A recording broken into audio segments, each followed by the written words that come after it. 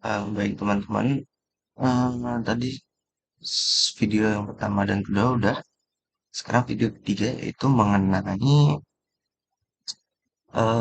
lock dan unlock di apa ya namanya di leveling. Jadi kan tadi eh, kalau di game kan biasanya ini ya ada level satu, terus level 2 tuh kebuka kalau si level satu ini udah selesai. Nah, kita mau bikin hal-hal kayak gitu, yaitu dengan menambahkan terlebih dahulu objek berupa level dan gambar level yang terkunci gitu. Kita coba masukkan dia. Ada di sini nomor 1 sampai 5. Terus gambar ini juga. Oke, ini kita masukkan ke construct. Oke, dia kasih nama following. Terus kita kecilin ukurannya. Oke, kita copy dia.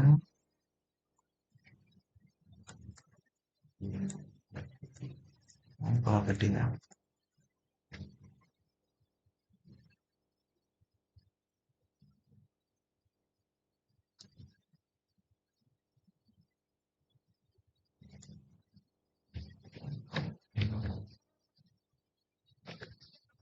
Oke, seperti ini pas. Nah, di sini kita kan ada 1, 2, 3, 4, 5. Nah, kita pengen si 2, 3, 4, 5 ini dia kekunci. Kekunci tadi kan nomornya 6, 5. Nomornya 5 ya. Nah, dia gembok. Oke, kayak gini.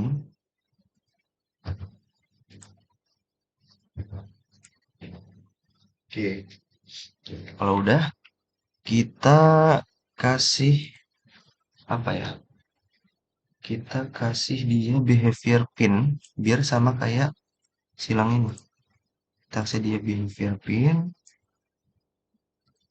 kemudian kita juga atur dia terpin ketika pertama kali menjalankan si layout. Kemudian ini yang leveling, pintu objek, pintu pop up, kita kan dia akan muncul. Nah, oke. Itu tadi kegembok semua karena ini kita tidak atur dia sebagai nol. Oke. Kayak gini ya.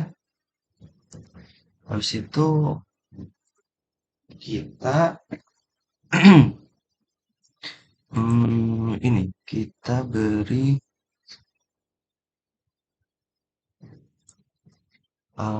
ketika kita udah menyelesaikan finish di sini, maka nanti menu ini akan terbuka gitu. Yang kedua akan terbuka.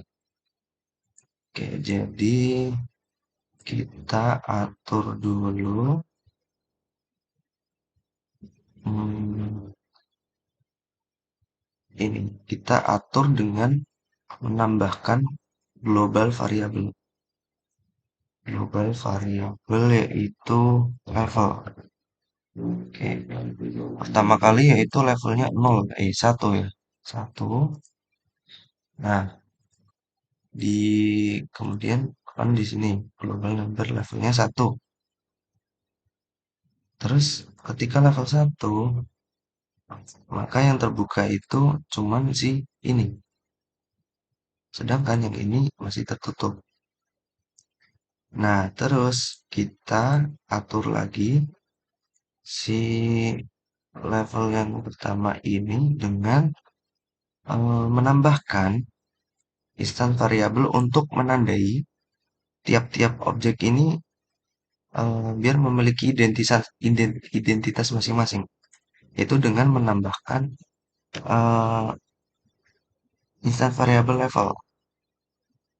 Eh, tanda level gitulah ya mungkin. Tanda level. Oke,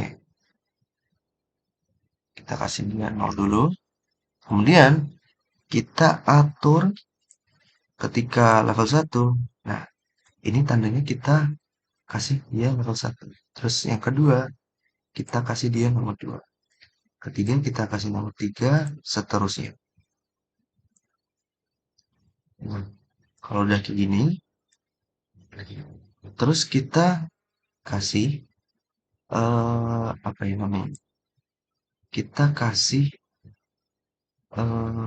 penambahan penambahan apa namanya? Penambahan tanda level sesuai dengan ini, sesuai dengan global number levelnya. Jadi, ketika kita udah melakukan finish di sini, maka global number ini akan bertambah. Oke, global number akan bertambah. Berarti kita memasukkan ini ya. Ketika player menyentuh tanda finish, maka sistem akan ini kita skor di ganti aja akan menambahkan level sejumlah 1. Jadi yang awalnya levelnya 1 sekarang levelnya menjadi 2. Oke. Nah, terus kemudian eh, kita atur untuk membuka si ini, si tanda level nomor 2. Oke. Kita bikin compare frame. Nah, eh, bukan. Kita bikin compare variabel untuk level. Oke. Untuk level ketika dia udah memasuki level kedua, nah, sistem kan maksudnya ini, eh, sistem itu membaca global variable. Nah, di sini kan global variabelnya level. Kita kasih komen aja biar nggak lupa. Compare variable level. Oke, kayak gini ya. Ketika global variable levelnya udah level 2, maka kita kasih sub event tambahan. Kita pengen si leveling dengan compare instant variable, tanda levelnya tuh berapa? Kita pengen tanda level yang kedua. Oke. Nah, jadi ini mungkin agak sedikit ribet ya. Ini kan global variable, levelnya udah 2. Terus kemudian kalau levelnya udah 2, kita pengen si leveling ini dengan tanda level kedua, ini kan 1, 2, 3, 4, 5. Nah, kita pengen yang kedua ini kebuka. Nah, kalau udah kedua kebuka, actionnya yaitu kita pilih leveling lagi, kita pilih set frame untuk yang nomor 2. Yang nomor 2 kan dia nomor frame-nya 1 ya. Yang pertama tuh frame-nya 0, yang kedua frame-nya 1. Oke, jadi dia akan kebuka gitu. Oke, kalau kita mainkan,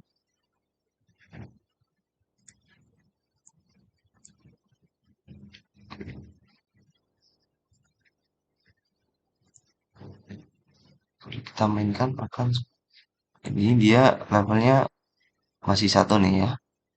Oke, terus kita mainkan sampai selesai.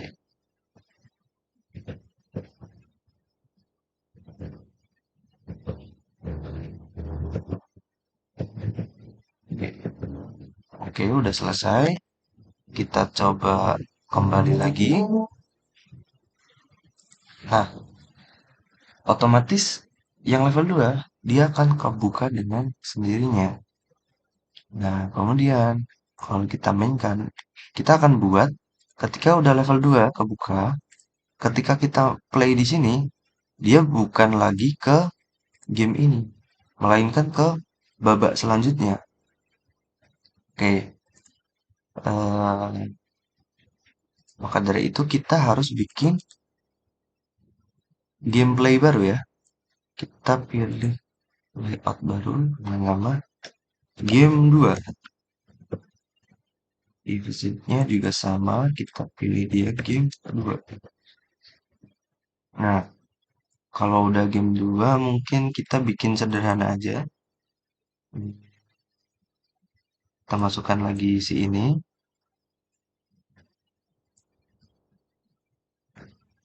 Terus kita juga kasih si player. Oke. Kemudian ada ini.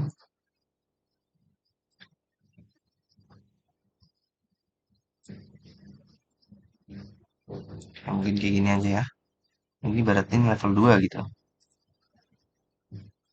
Oke.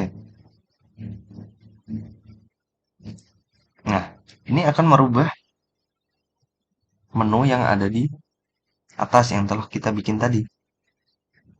Jadi ketika si tombol menu awal ini kan ketika dia awal tadi kita bikin, dia kan langsung go to game. Nah, kalau game ini kan dia game yang pertama ya. Nah, maka dari itu kita harus bikin kondisi baru lagi, yaitu dengan menambahkan sub event. Nah, apa yang ditambahkan? Kita compare lagi nih ke global variable. Ketika levelnya itu satu, kan awal satu ya. Nah, dia maka akan menuju ke game. Kemudian, kalau kita eh, bikin lagi sub event dengan compare level kedua,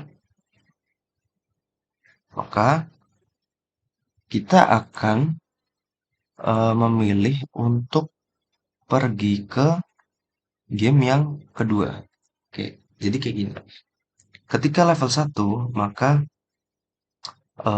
ketika kita mencet frame yang 0 ini, dia akan memainkan game yang pertama.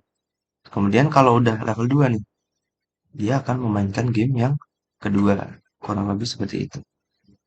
Oke, kalau kita run coba ya. Kita run. Kita cek lagi nih. Dia masih satu. Kita play sampai selesai.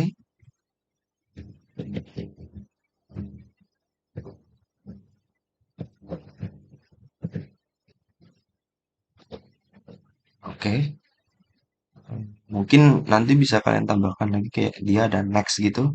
Jadi kalau udah next, nanti langsung main ke selanjutnya. Tapi sekarang kita balik dulu, kita cek. Nah, level 2 udah kebuka. Terus kita main lagi. Nah, dia akan menuju ke game yang kedua. Oke, mungkin untuk eh, unlocking dan lock sistem di leveling kurang lebih seperti itu.